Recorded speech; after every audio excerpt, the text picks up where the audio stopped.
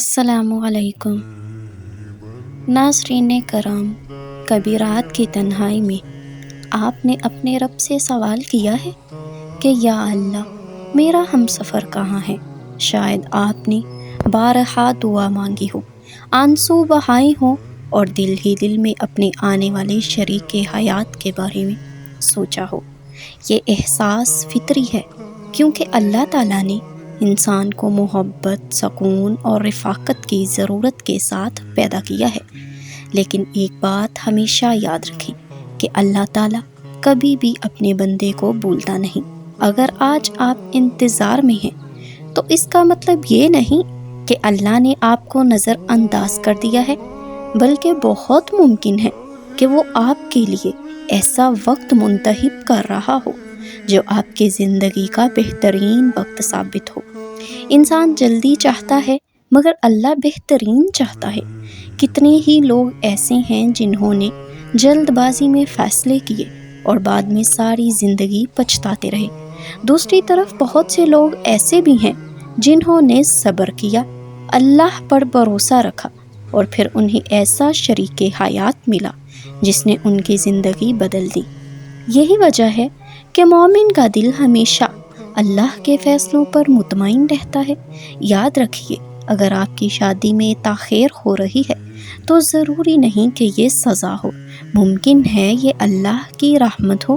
شاید اللہ آپ کو کسی غلط انسان سے بچا رہا ہو، شاید اللہ آپ کے کردار کو سنوار رہا ہو، شاید ہو سکتا ہے اللہ دوسرے شخص کو بھی بہترین بنا رہا ہو، تاکہ جب آپ دونوں ملیں تو ایک دوسرے کے لیے رحمت بن جائیں، نہ کہ آزمائش۔ اکثر لوگ صرف یہ دعا کرتے ہیں کہ یا اللہ میری شادی جلدی کر دے، لیکن بہترین دعا یہ ہے، یا اللہ میری شادی ایسے انسان سے کر جس کے ساتھ میرا دین بھی محفوظ رہے، میری عزت بھی محفوظ رہے، میرا دل بھی مطمئن رہے اور میری آخرت بھی بہتر ہو۔ یہ دعا دنیا اور آخرت دونوں کی بھلائی مانگتی ہے۔ آج کے دور میں بہت سے نوجوان صرف ظاہری خوبصورتی، دولت یا شہرت کو دیکھ کر فیصلے کرتے ہیں، لیکن وقت گزرنے کے بعد انہیں احساس ہوتا ہے کہ اصل خوبصورتی تو اچھے اخلاق، نرم مزاجی، دینداری اور وفاداری میں تھی۔ اس لیے ہمیشہ اللہ سے وہ مانگیے جو آپ کے لیے بہتر ہو، نہ کہ صرف وہ جو آپ کو اس وقت اچھا لگ رہا ہو۔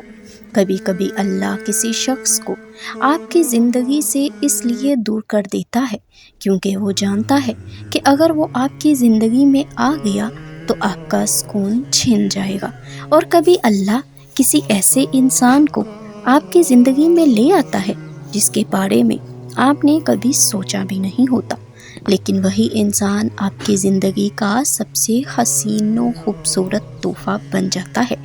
یہ اللہ کی حکمت ہے اور اس کی حکمت پر یقین رکھنا ایمان کا حصہ ہے۔ اکثر ایک سوال پوچھا جاتا ہے، اگر سب کچھ پہلے سے لکھا جا چکا ہے تو کیا دعا کا کوئی فائدہ ہے؟ جی ہاں، ضرور، بالضرور ہے۔ دعا بندے کی عبادت ہے۔ دعا بندے اور اللہ کے درمیان محبت کا تعلق مضبوط کرتی ہے۔ دعا انسان کے دل کو سکون دیتی ہے اور دعا انسان کو اللہ کے قریب لے جاتی ہے۔ اس لیے دعا کرنا کبھی نہ چھوڑیں۔ ہو سکتا ہے آج کی ایک دعا آپ کی پوری زندگی بدل دے۔ ہو سکتا ہے تہجد کی ایک رات آپ کی قسمت کے دروازے کھول دے۔ ہو سکتا ہے ایک سچا استغفار آپ کی مشکلات کو آسانیوں میں بدل دے۔ یاد رکھیں، اللہ کے خزانوں میں تو کسی چیز کی بھی کمی نہیں۔ وہ چاہے تو ایک لمحے میں حالات بدل سکتا ہے۔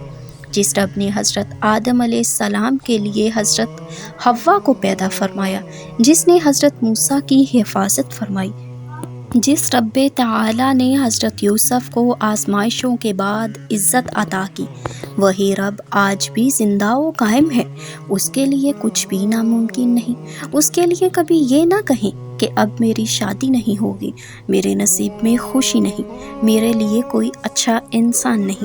یہ جملے مایوسی پیدا کرتے ہیں، جبکہ مومن امید کا دامن نہیں چھوڑتا۔ رسول اللہ صلی اللہ علیہ وسلم نے فرمایا، ہمیشہ اللہ سے اچھی امید رکھنے کی تعلیم دی، لہٰذا اپنے رب سے حسن ظن رکھیں۔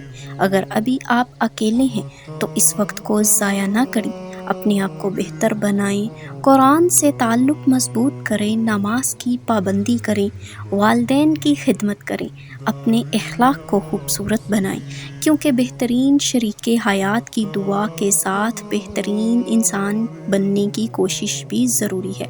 سوچئے، اگر آپ اللہ سے نیک شریک حیات مانگ رہے ہیں تو کیا آپ خود بھی کسی انسان کے لیے بہتر شریک حیات بننے کی کوشش کر رہے ہیں؟ یہ سوال ہر شخص کو خود سے ضرور پوچھنا چاہیے۔ ناظرین، شادی صرف دو لوگوں کا تعلق نہیں بلکہ دو خاندانوں، دو دعاؤں اور دو زندگیوں کا ملاپ ہوتی ہے۔ اس لیے اللہ تعالیٰ سے اس فیصلے کو بہت حکمت سے انجام دیتا ہے۔ کبھی کسی کے رشتے جلدی ہو جاتے ہیں، کسی کے دیر سے، کسی کی منگنی ٹوٹ جاتی ہے اور پھر اس سے بہتر انسان مل جاتا ہے، کسی کا دل ٹوٹ جاتا ہے، پھر اللہ ایسا سکون عطا کرتا ہے جس کا وہ تصور بھی نہیں کر سکتا۔ اس لیے اپنی زندگی کا موازنہ دوسروں سے نہ کریں۔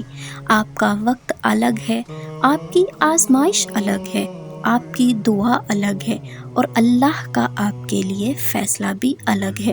یاد رکھیں، اللہ نہ کبھی جلدی کرتا ہے نہ کبھی دیر کرتا ہے، وہ صرف بہترین وقت پر عطا کرتا ہے۔